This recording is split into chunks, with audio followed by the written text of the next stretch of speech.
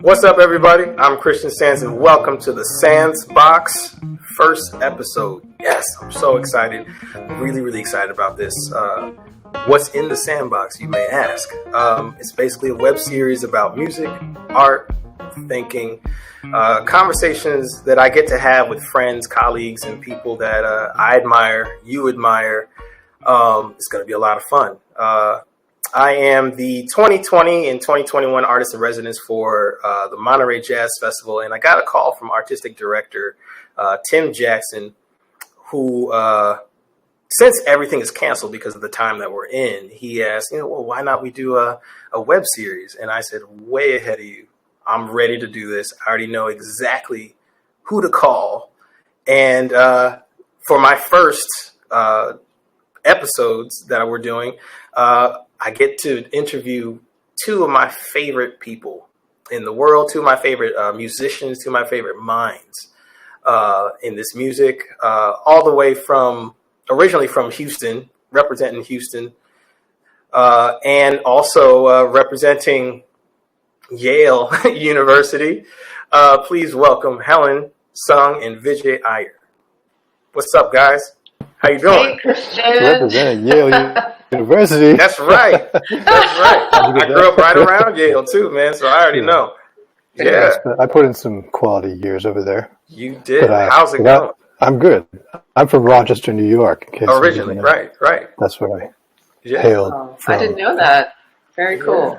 You can't Not tell. many people got. I remember. There aren't many people who are from there who left. I remember when I met Don Moyer. You know Don Moyer, the drummer from Art Ensemble? Yeah. He's from Rochester. And when I met him, he said, VIJAY, man, you and I were like the only two people who ever got out of there. That's great. Yeah. Although, there are others like Steve Gadd, the Manjonis. I don't know.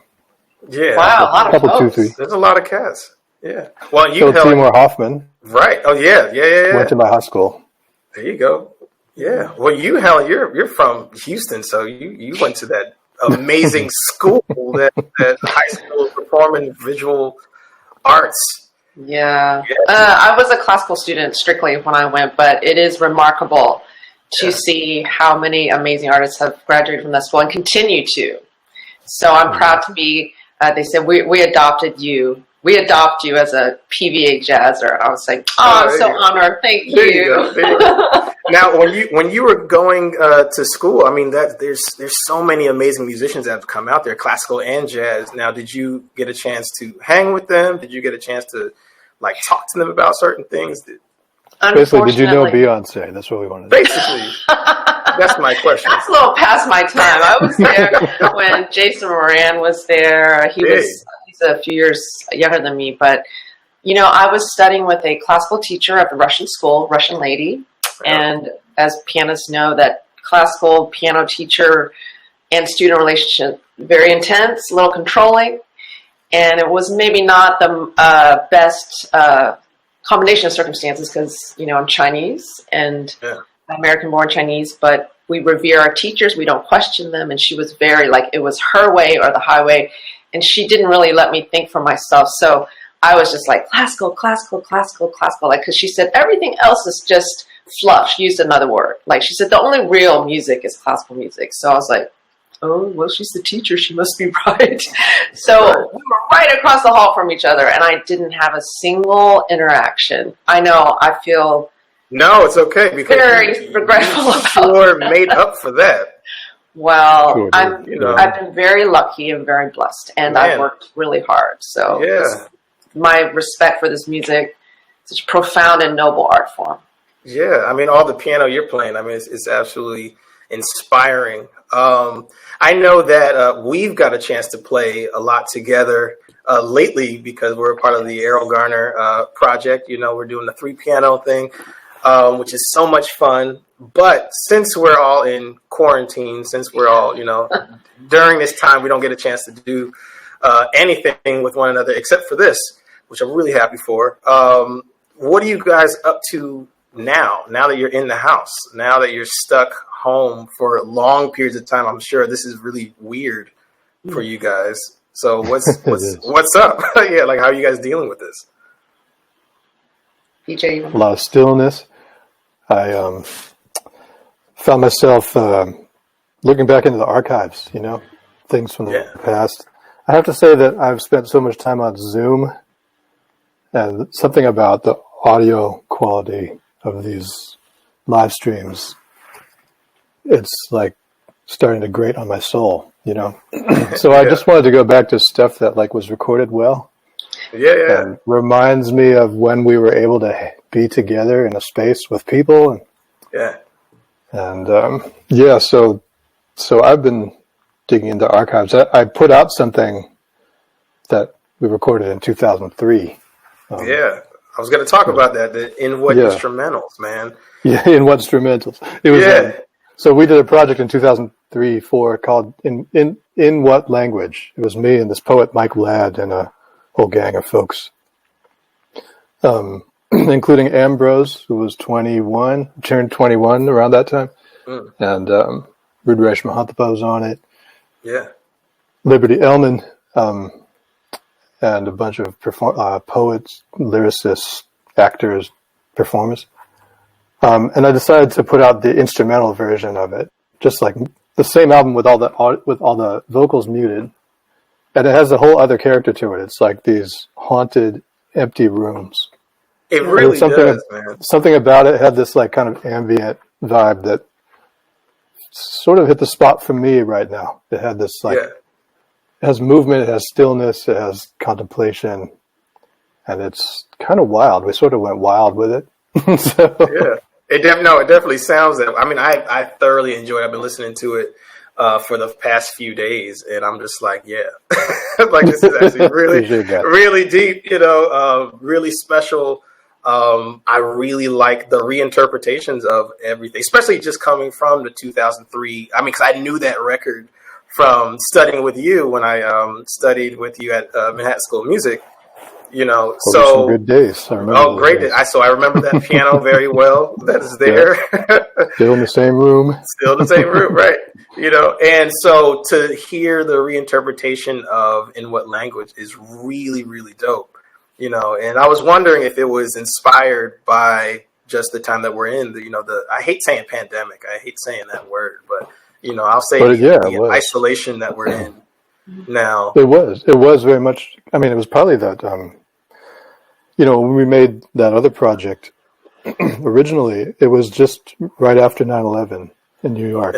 Yeah. And that's kind of what it was about. It was not specifically about the attacks, but about the aftermath of it, and in particular, the impact on communities of color, on immigrant communities. And so this was, and particularly thinking about airports. We just used that sort of as the frame for it. So it was all based on these encounters and interviews that were conducted in airports with people of color from all over the, you know, the Atlantic kind of diaspora, like from Africa, North Africa, the Arab world, South Asia, and people in New York and elsewhere.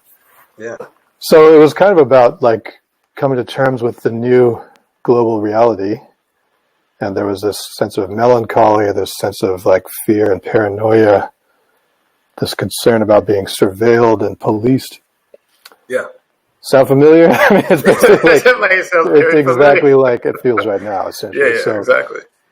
Yeah. So, man, that's beautiful that you can create out of all of those essential dark issues, you know, and to create something that's so unique and so beautiful. I applaud you, sir, for being able to do that and always inspiring us to do that. You know, always push forward, always use where we're at and create art out of it. Which brings me to you, Helen. I've been also just bumping Sung with Words, you know, which is killer, man. Like I love this record. And it was also inspired by poetry. Correct, by Dana. I don't know how to pronounce it. Dana Joya. Yeah. So tell me. First of all, Too Bad is super dope. I really like just everything you've done with that. I mean, everything on the record is so cool. Tell us about the record. Tell us about what inspired you to do that. Yeah, I'm sure, like what VJ just so beautifully described, that art flows out of life and experience, and that's something the jazz masters also said to us at the Monk Institute program where I studied, that you better make sure you need to practice and all that, but make sure you're living life, because that's where you're going to speak from. And I met Dana when he was still chairman of the National Endowment at the White House, of all places, and he thought of interesting that a jazz musician liked to read, and I found it fascinating. I never met a living poet before, and I was forced to read a certain amount in high school and didn't really enjoy it that much, to be honest. But he knew my two favorite science fiction authors, which blew me away: Ray Bradbury and Orson Scott Card. And so we became friends. He would send me books of poetry, which, I admitted to him. I said, you know what, I don't really enjoy reading poetry. And I think he has the same gift Leonard Bernstein had with classical music and Wynton Marsalis has with jazz, this incredible charisma to bring their respective art forms to people like me who might not really enjoy it. And he said something to me that was revolutionary in how I read poetry, because he said, well, why? Why do you not like it? I said, well, I don't like being unsure of what it means, because that was one thing in high school. I felt like, am I the only person in the room that just doesn't get what's going on? Right. And he said, Helen, don't worry about literal meaning. Read it out loud. Now, that's something I never heard in high school. He said, poetry is supposed to be experienced like music. Yeah. And just listen to the rhythms, listen to the vowels, the consonants, and the meaning will come at you sideways. And he was right. And now when I read poetry, I actually like it when it's ambiguous, when it's not clear, because I think there's a lot of relationship with music, and there's that history of poets reading between sets at the Vanguard and just things like that. And so he said at one point, we need to write some songs together. And so that was the first time I ever wrote music with lyrics. And I was also excited because, since kindergarten, people would ask me, my last name is Sung, right? Well, Helen, what song did you sing? And I was like, I was like, I'll make my last name work for me for a change. Right. That's great. And then I was, I worked so hard on the music because I have so much respect for him and his work, and just wanting to find the right melody, the right setting, because these are lyrics, Yeah. And I thought it was hilarious. A friend of mine said, yeah, Helen, good job. You took two of the least popular things ever and put them on the same record. But it's kind of like it's for the same reasons too, which is that people aren't sure if they're getting it. Like, wait, am I missing something? Right. But then you just need some kind of Jedi master to tell you, like, trust your intuition. Right. I feel like that's Wayne Shorter just giving you a call, just like, hey, trust in everything. You did well. Yeah. But I thoroughly enjoyed that record. I thoroughly enjoyed everything, the twists and turns that it took, the color choices on both your records. First of all, that's actually what I want to talk about too, is the use of the synthesizers, the use of the Rhodes, the use of just color palettes.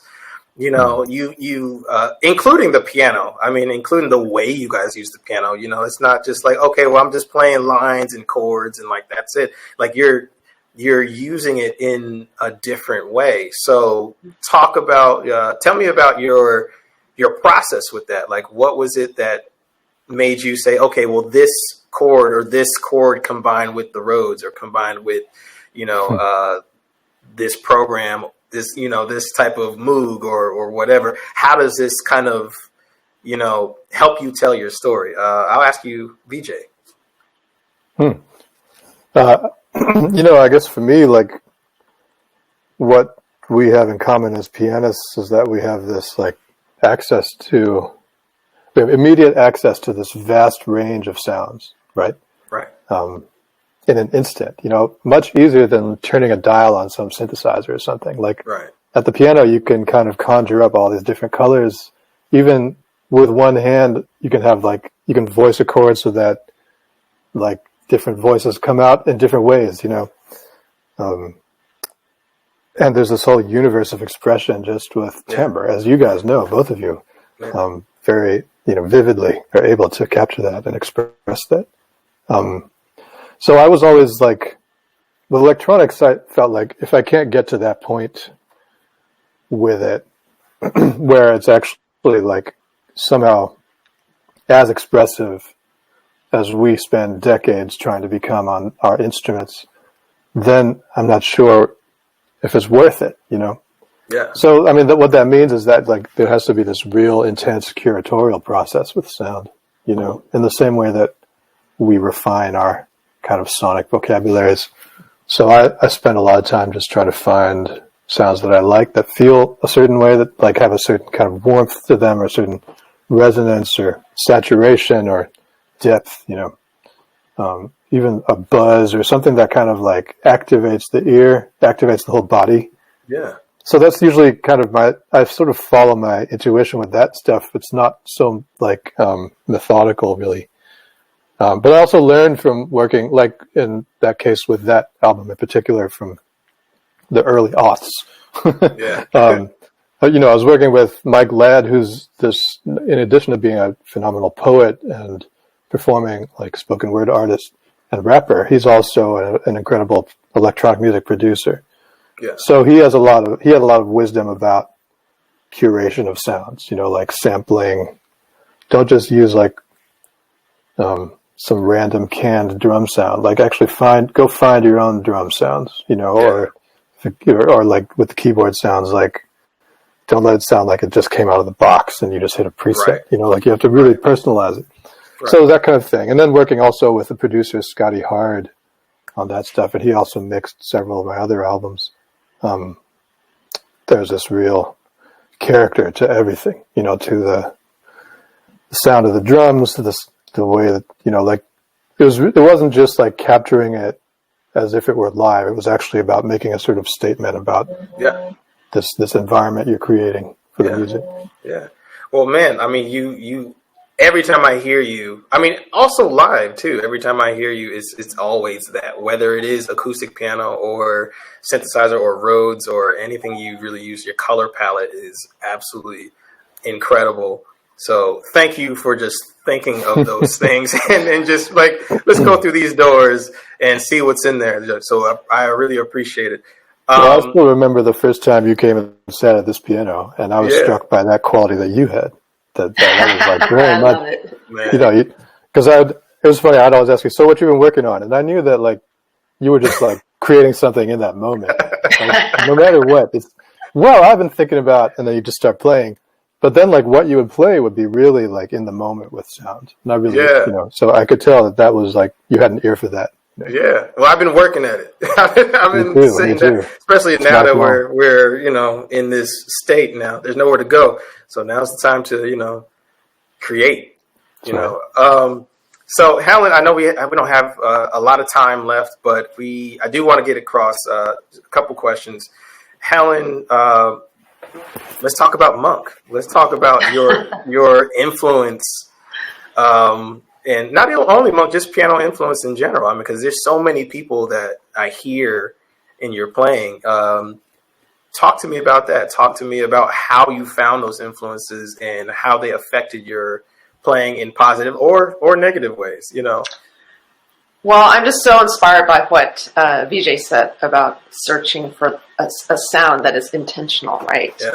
And I feel like I'm kind of a beginner in those areas. I'm still dealing with this 88 key monster here, and occasionally I'll wrestle with the Rhodes and maybe the B3 when I'm feeling super adventurous. But that's one thing I actually want to do when I'm in the days coming ahead to like, okay, I have this Nord. Let me actually see what it really can do, right? Because if there's anything that I've noticed is just all of us, we know in the back of our minds that we were always on the go, right? But being forced to stop just was so jarring, and I felt like my ears were opening and actually really hearing. I felt before I was hearing, but I was preoccupied because I knew I had something else coming up. So Sorry, that wasn't answering your question. But it was related at the beginning. Oh, yeah, keep going. Because Monk was, when I first heard him, I didn't know what to think, because I think I think in the end, all music is the same. It's about sound, it's about touch and intention. But at the outset, jazz, in some ways, to me, appeared totally antithetical to classical music, right? And I'm like, oh my God, he's just banging fisted on the keys and stuff. So I was so lucky to be able to study the Monk Institute, to have the time and to be exposed to all of his music and to appreciate his compositional genius, his personality, how he always sounded like himself. That's probably one of the things I appreciate most about Monk. He always sounded like himself, and that is not as prevalent or easy as you right. It's not as be. easy as they say. Yeah, and so I would say all these pianists, they were kind of I was like swimming for my life, trying not to drown, right? Trying to keep up. So a lot of it was born out of necessity, like everyone, you have to do this, Barry Harris, you have to do this, Ron Carter says, you have to do this. And I said, okay. Right. So, I feel like I'm still processing a lot of that, but Monk is definitely one of my favorites. His unexpected rhythmic thing. That's one thing about jazz I've learned coming from the classical world. It's a totally different approach and conception of rhythm, and appreciating that. And because I knew one thing from the very outset, I said, there's something unique about swing. And it's not just I'm not going to get in trouble for saying this. It's not just the ting, right? I mean, that's the heart and that's the foundation, but it's huge. It's way bigger. Right. It's way bigger than that. But I knew I wanted to really be able to do that, not just kind of pretend since I had the chops, because that to me was what drew me to this music in the first place. So I think when I hear that in a great pianist, it's just a magnet. Yeah. Right. Awesome. Yeah. Last question, and then we got to get out of here. But I know there's going to be a part 2. We got to definitely do a part 2 of this. Right. We could do a whole Just hour. Started. Exactly. Before we go, didn't even open the bottle yet. I know, right? Exactly. Before we go, who at this moment in time, name 3 artists that you're checking out right now? Like, who is it that you're like, okay, let me really dive into this? Name 3 or 2. We'll start with you, Helen. Well, I'm always trying to unlock McCoy Tyner. He's such he came up with something different, coming out of Monk and Ellington and Monk and him. So definitely just trying to understand how he, probably VJ, you already unlocked it, so you got to tell me after we sign off the secret. No, I'm still trying to find the door. I don't even know where the lock is. And then the second I think I'm in the wrong entryway. Oh, come on, stop. And then the second, I'm just going to say a big category is all of you cats, because like I said before, always on the go and just not really be able to listen to much to what's going on right now. So just knowing all these things that, I don't know if you heard, Dan Tupfer claims he's solved the latency problem and he's going to unveil it Friday. Oh, okay. So it involves phones. Right. We'll be waiting for that. And also musically, just to hear what people are doing. A lot of people have given me CDs that have just piled up, and so just wanting to listen and hear what you guys are doing. And I love this, that you did this with pianists, because pianists, we're like, I don't know, the alpha, whatever. We're the solitary. There's only one pianist in any group, right? Right. So really lone wolves, though. Yeah. And it's also like pianists don't tend to hang out as much. Drummers always have a vibe together. Man. They're always hanging out, just talking This is gear true. and just drinking. Yeah, but pianists tend to kind of like avoid each other. It's weird. Yeah. We need to fix that. We need to fix We it. do. We're here to fix it. I love It starts today. It starts It today. starts right now. We're fixing that. Calling all pianists. We're hanging out. We're gonna do another Golden Fingers tour. We're gonna just get together and hang. Real quick, VIJAY, 2 artists. 2 artists, yeah. Well, I always think of Jerry Allen as do you, I know. And we all had our encounters and basically our sort of life in music with her, as an influence and as a teacher, as a friend, as a mentor, as a kind of nurturer. But I've actually just been trying to learn her music. It started in 2017 with that round of tribute concerts after she passed tragically at the age of 60, which I still can't believe. Yeah.